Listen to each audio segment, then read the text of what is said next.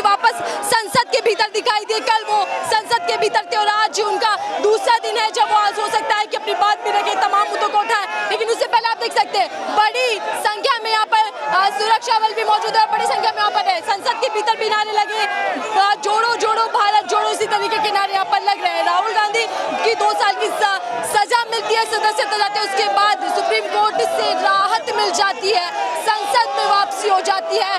Raga is back. Congress कह रही है कि ये नफरत के खिलाफ मोहब्बत की जीत है, तो वही बीजेपी कह रही है कि अब हमारा स्टार प्रचारक वापस आ गया है। नारे दोनों तरफ है, एक तरफ इंडिया गठबंधन जो विपक्षी 22 दल मिलकर एक गठबंधन बनाया है और 2024 की तैयारियों में जुट चुका है, तो वही एनडीए का कहना है कि वो फिर से तीसरी बार सत्ता में आएंगे। हालांकि देख रही होगा कि कौन किस पर भारी, 2024 का गठबंधन इंडिया वर्सेस एनडीए क्या करने वाला है, किस तरीके से आगे की रूपरेखा होगी। लेकिन संसद का बात करें घेराव की, तो यहाँ बड़ी संख्या में लोग पहुंच चुके हैं। हालांकि सुरक्षा बल यहाँ पर मौजूद है। देखिए किस तरीके से नारेबाजी चल रही है, हाथों में तख्तियां है, बैनर है। बातचीत करते हैं कुछ लोगों से। सर, संसद घेराव की क्या जरूरत पड़ी?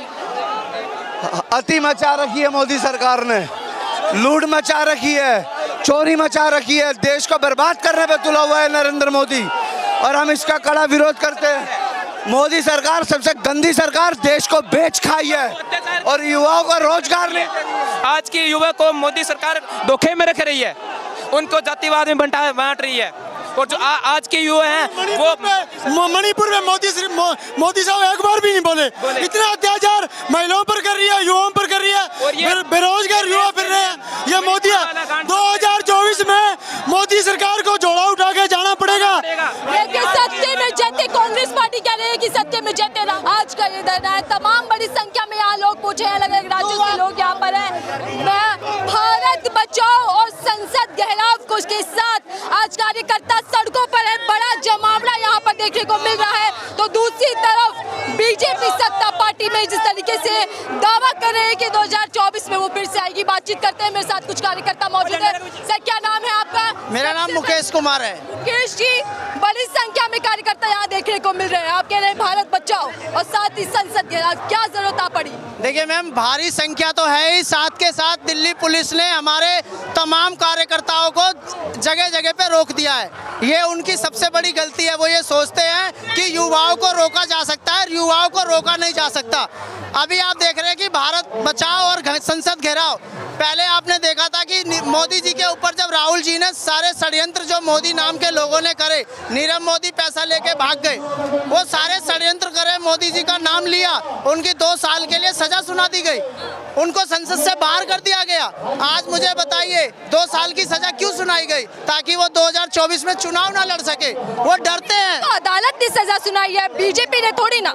देखिए किसकी अदालत है, किसकी अदालत है? आप भूल गए राम मंदिर का फैसला। 4 मुक्त परिवारवाद मुक्त भारत बनाना चाहते हैं। कांग्रेस ने तो हमेशा परिवारवाद को जन्म दिया। कौन से परिवारवाद की बात कर रहे हो? बीजेपी परिवारवाद की बात कर रही है। राजनाथ के बेटा क्या है? राजनाथ का बेटा झाड़ू लगाता है कहीं पे? सुष्मिता स्वराज की बेटी क्या कर रही है? झाड़ू लगा रही है। पूनम महाजन किसकी बेटी है?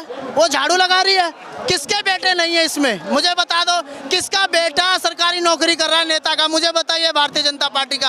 आप सबसे बड़ा छोड़िए, हमारे यहाँ के गृह मंत्री, उनका बेटा क्या कर रहा है? आपके कार्यकर्ता तमाम बैरिकेडिंग पर चढ़ चुके हैं, बड़ी संख्या में यहाँ पर लोग मौजूद है। आखिर संसद का घेराव नहीं है, इससे ज्यादा जनसैलाब दिल्ली पुलिस ने दिल्ली सरकार के गृह मंत्री के कहने से रोक दिया है। गृह मंत्री से रोक दिया, उनके आदेश। दिल्ली के अंदर ट्रैफिक जाम है। देखिए बड़ी संख्या में वहाँ पर है, पूरी दिल्ली के चल रही संसद के भीतर भी भारत जोड़ो। आप भी कह रहे हैं मोहब्बत के खिलाफ, नफरत के खिलाफ मोहब्बत कीजिए। पूरी दिल्ली के अंदर गृह मंत्री ने आदेश दिया दिल्ली पुलिस को कि दिल्ली पुलिस पूरी दिल्ली के अंदर जब दूर दूर से आए कार्यकर्ताओं को, दिल्ली यूथ कांग्रेस के कार्यकर्ताओं को रोकने का काम कर रही है। हजारों की संख्या में कांग्रेस के कार्यकर्ता दिल्ली पुलिस ने बंद किए हुए हैं, बस उनकी गाड़ियां बंद की हुई है। आज गृह मंत्री अमित शाह और नरेंद्र मोदी डर चुके हैं। कल राहुल जी जिस तरह से संसद में गए, उस तरह से शहर दहाड़ता है, उस तरह से टाइगर इज बैक। हमने एक नारा दिया, king is back, tiger is back, Vidhan Sabha Lok Sabha के अंदर जब राहुल गांधी जी गए तो अमित शाह और नरेंद्र मोदी जी अपना थूक सटक गए और उनकी मुंह से महंगाई का मैं नहीं निकला।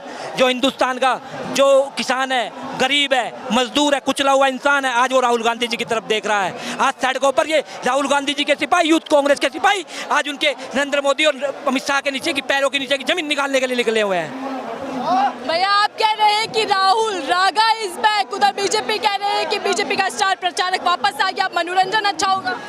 देखिए, उन्होंने हजारों करोड़ रुपए करप्शन के, हजारों करोड़ रुपए राहुल जी की छवि बेकार करने में लगाए हैं। लेकिन जब से राहुल गांधी जी की भारत जोड़ो यात्रा हुई है ना, मैं झुग्गी झोपड़ियों में रहता हूँ, वहाँ के लोगों का यही कहना है कि ये बंदा ही रियल बंदा है, वो तो झूठा बंदा है जो वडनगर से आया है, जो अपना परिवार नहीं चला सकता, वो क्या देश चलाएगा?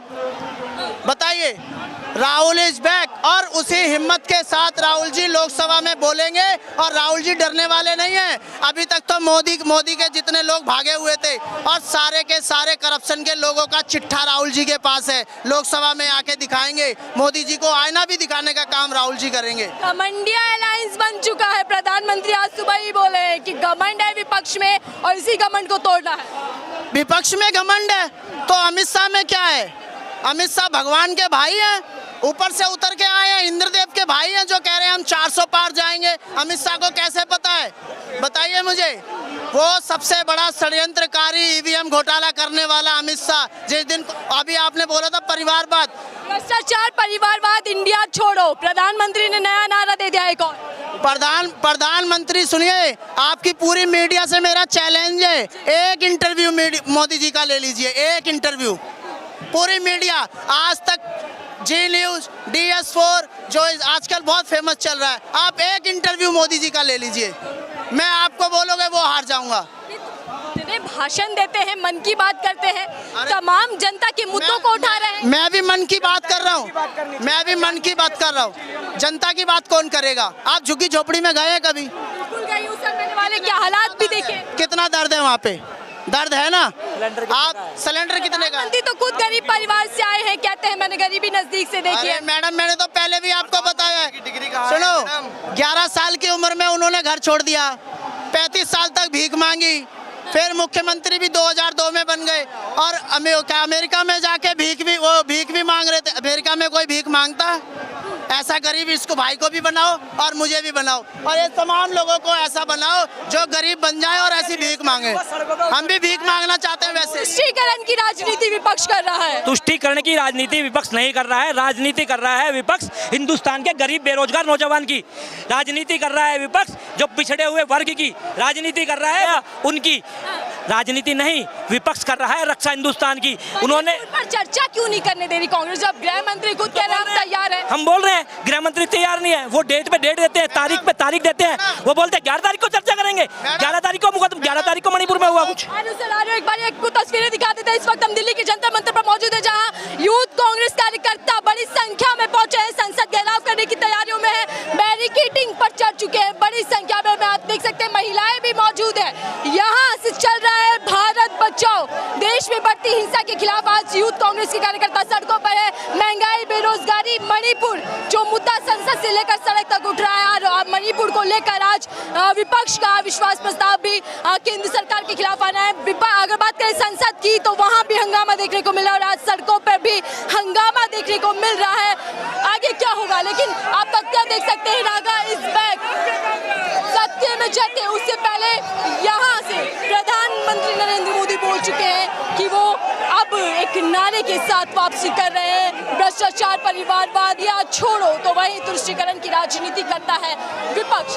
अब सेमीफाइनल आपको कल देखने को मिल चुका है, फाइनल की तैयारी है, जिसमें लास्ट बॉल पर छक्का मारने की बात प्रधानमंत्री नरेंद्र मोदी कर रहे हैं। हालांकि देखना ही होगा कि किस तरीके से 2024 की रूपरेखा बनती है, इंडिया वर्सेस एनडीए क्या होने वाला है 2024 में। फिलहाल के लिए दीजिए इजाजत।